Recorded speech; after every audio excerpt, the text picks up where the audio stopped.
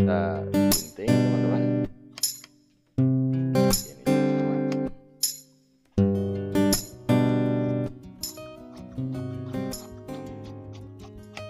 Nah, untuk bagian lapisannya boleh menggunakan visilin, boleh menggunakan boleh polos juga ya. Saya biasanya kalau untuk yang seperti ini saya gunakan lapisan visilin kembali atau sisaan dari tricot itu ya. Seperti itu teman-teman. Nanti kalau pada bagian kaki kera ini adalah garis jahit, tetapi pada bagian daun kera garis jahitnya di sini. Untuk cara menjahitnya sudah ada videonya, silahkan disimak.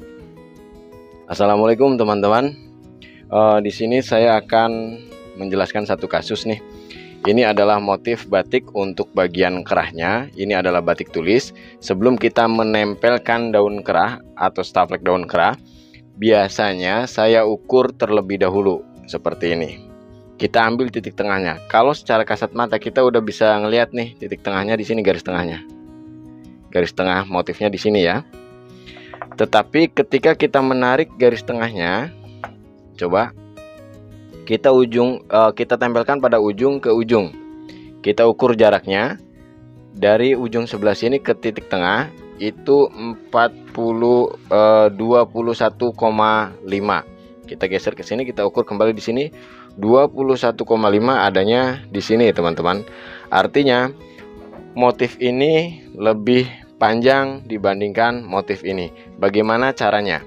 Nah, cara saya kalau untuk batik katun itu saya tarik teman-teman, karena batik tulis itu biasanya kalau nggak katun sutra kebanyakan ya. Jadi yang motif pendeknya ini kita tarik aja, kita tarik sedikit sampai ukurannya sampai dapat ukurannya ya. Kita tarik dulu, jangan langsung ditempelkan, karena jika langsung ditempelkan nanti akan nampak miring. Bukan nampak miring, udah kelihatan bener-bener miring berarti ya. Kita ukur kembali di sini, cek 21,5, dan di sini masih kurang, kita tarik lagi. Jika menarik dengan panjang sampai 1,5, 1 cm 1,5 itu cukup sulit. Paling tidak kita bisa mengurangi itu. Bisa mengurangi itu ya. Kita cek kembali.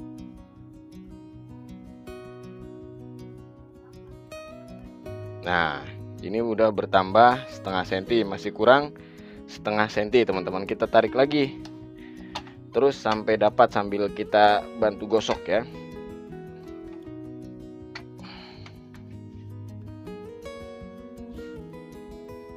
Tapi pelan-pelan juga, hati-hati juga nariknya, jangan sampai kainnya robek. 21 di sini, 21,5 di sini, 21, masih kurang sedikit. Yang di sebelah sininya kita boleh susutkan sedikit ya. Cara nyusutkannya digini aja, dikendorkan, tekan, kendorkan, tekan. Atau coba cek di motif yang sebelahnya. Ini tadi saya sudah cek, motif sebelahnya justru bergesernya lebih panjang. Jadi nanti untuk menariknya lebih sulit. Jadi saya ambil yang motif sebelah sini ya. Tuh, ini berkurang sedikit. Setengah senti. Kalau misalkan sudah pergeserannya dirasa cukup, ya setengah senti sudah aman lah ya. Jadi kalaupun motif tengahnya itu berada tidak pada tengah, benar-benar di tengah, dia tidak terlalu nampak. Caranya ya emang agak sulit kalau untuk batik tulis ya. Namanya juga bikin manual, jadi dia lebih ya namanya manual lah ya. Wajar kalau misalnya ada yang bergeser sedikit-sedikit itu.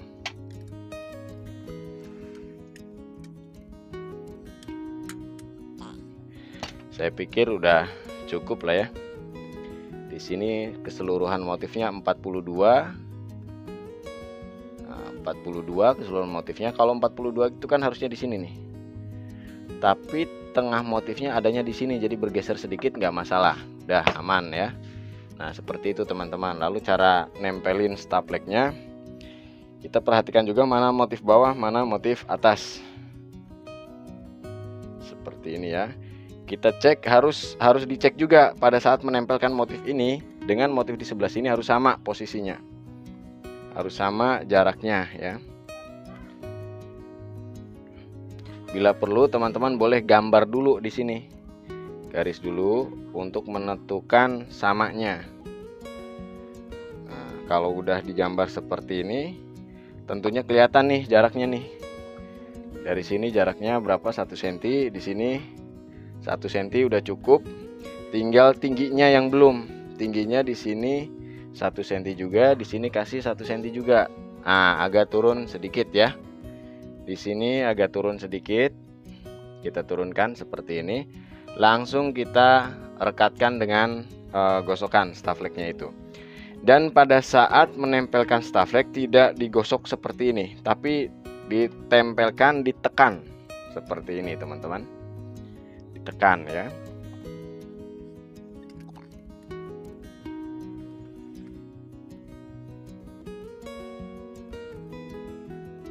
Ditekan yang kencang dengan panas yang cukup, lalu kita gunakan pendinginnya dengan kayu ya.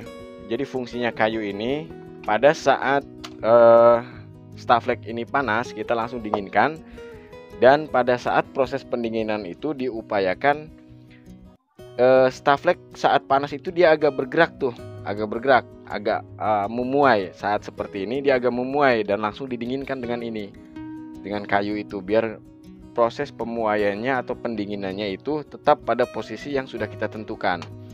Jadi hasil daya rekatnya juga beda dengan yang tanpa menggunakan kayu ya. Tetapi itu ya ini aja teknik aja sih. Mau silahkan, tidak juga silahkan.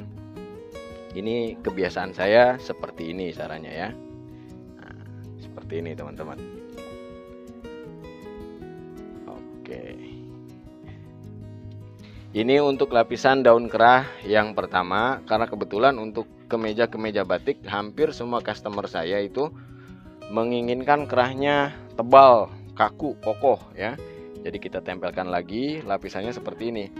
Lapisan daun kerah ini sama ukurannya dengan lapisan daun kerah yang pertama. Yang membedakan hanya pada bagian bawahnya saja, yang bagian menempel ke kaki kerahnya kita kurangin 1,5 cm, perkiraan 1,5 cm di sini kita kurangin ya. Lalu kita tempelkan kembali di sini, sama dengan posisi yang daun kerah pertama. Nah, karena ini lebih kita gunting aja. Kita gunting, jangan khawatir mengurangi ukuran karena ini hanya sekedar lapisan ya. Jadi tidak terlalu bermasalah. Kalau mau dipaskan di sini juga nggak apa-apa, di sini gelembung, nanti juga dipres dia hilang. Karena motong stafleknya kita gunakan cara motong miring atau malang. Menurut saya sih tidak terlalu boros ya, tidak boros ya. Sama saja sih motong malang, miring juga, atau miring ya, motong miring atau serong, sorry bukan malang. Itu tidak boros. Ya sesuaikan sajalah dengan kebiasaan. Tetapi kan kalau misalkan dibandingkan dengan hasil dengan hasil kerahnya yang bulat, itu ya sangat jauh lah ya. Serong lebih bagus. Itu menurut saya. Nah, ketika sudah nempel seperti ini, lalu di sini ada satu motif lagi untuk bagian kerah, bisa buat kaki kerah atau bisa buat lapisan daun kerah. Kita lihat saja posisinya teman-teman. Kalau seandainya kita akan tempelkan untuk kaki kerah, kira-kira banyak yang terbuang nggak motifnya? Nah ini kan belok-belok nih, jadi banyak yang cukup terbuang, jadi sayang. Daripada terbuang, lebih baik untuk posisi kaki kerah kita gunakan yang polos saja ya. Gunakan yang polos saja. Jadi bagian ini kita akan gunakan untuk lapisan daun kerah ya. Kita gunting teman-teman.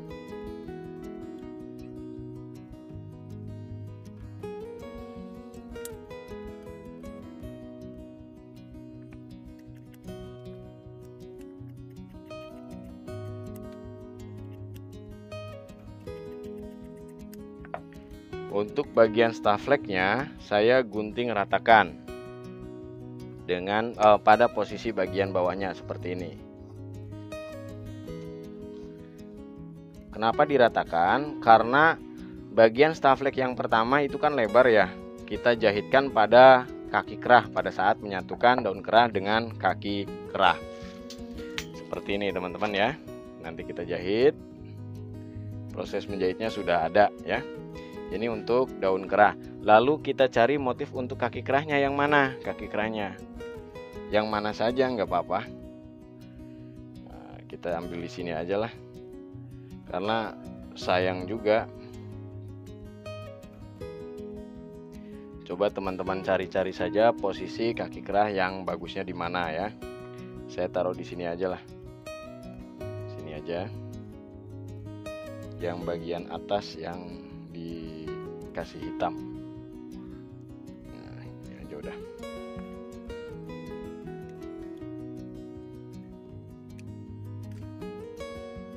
Ingat jangan digeser seperti ini ya. Menggeser itu sambil sedikit diangkat. Jadi dia tidak merubah posisi staflek yang sudah kita tentukan.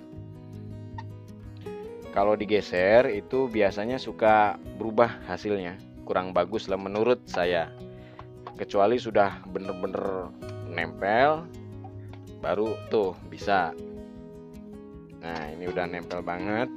Dan di bagian kaki kerah saya kasih lapisan tambahan. Lapisan tambahan ini adalah sisa dari staflek daun kerah di sini biasanya nih adanya. Tuh, sisanya itu saya ambil untuk lapisan tambahan, yaitu pada bagian sini di kaki kerahnya. Tinggal atur saja posisinya. Nah, ini bisa kita belok-belokkan kalau yang ini. Karena sekali lagi cuttingan miring atau serong itu sangat fleksibel pada bagian stafleknya, jadi enak kita ngebentuknya tuh. Enak ngebentuknya teman-teman. Hasilnya juga pasti menurut saya lebih rapih yang serong atau miring. Tapi itu opsional ya. Sekali lagi itu opsional. Saya tidak memaksakan atau ini saya paling bagus itu. Tidak. Tetapi ini standar saya aja seperti ini. Saya juga sering menggunakan yang malang untuk orderan-orderan tertentu ya. Gimana kondisi ininya aja. Seperti ini. Ini teman-teman triknya tuh. Lalu kita gunting teman-teman.